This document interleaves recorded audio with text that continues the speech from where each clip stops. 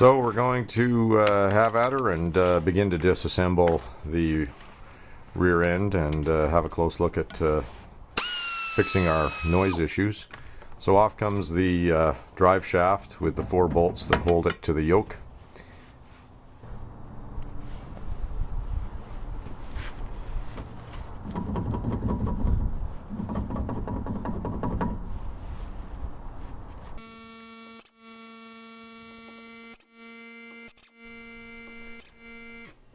And then we remove the differential cover and just crack it with a pan underneath so you can drain the oil.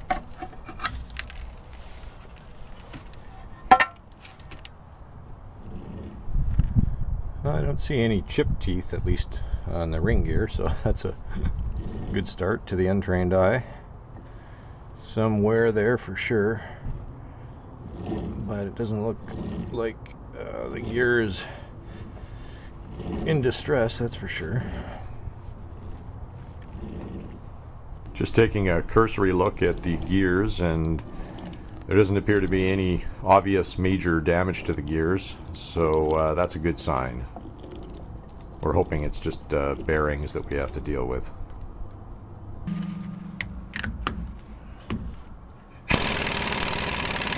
So we can start by removing the pinion nut to allow us to get the pinion off.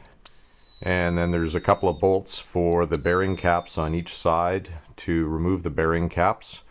With all of this disassembly, you want to make sure that you keep track of the orientation of the bearing caps, and ultimately when you pull the carrier out, the shims on each side, you want to keep everything together and make sure that you keep track of which came from the left and right side, because these are machined as a set generally. Keeping everything together, including these shims.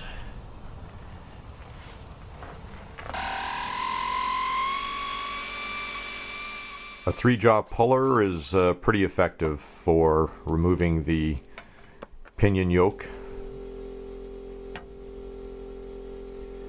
And then your pinion bearing and shaft should basically be free to come out, and we'll go from there.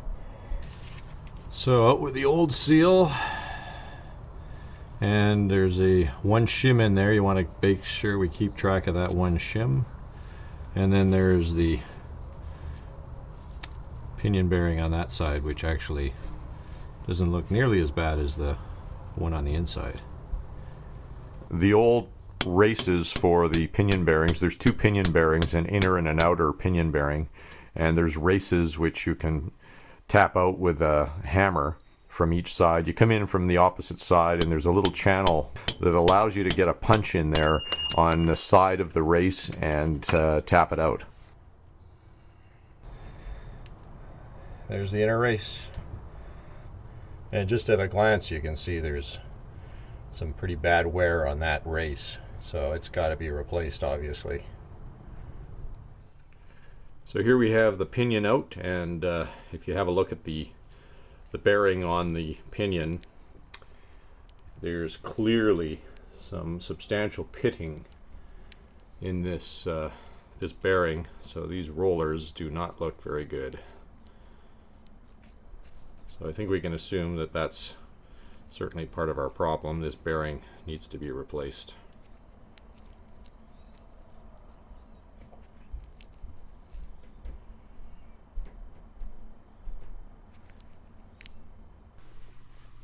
Here we have the carrier bearing on the left side of the differential carrier setup, and there is also some pitting in this bearing. It's not quite as apparent as what we see for wear on the pinion, but there is definitely wear as well on the carrier bearing. So good thing we're doing the whole bearing replacement kit at this time.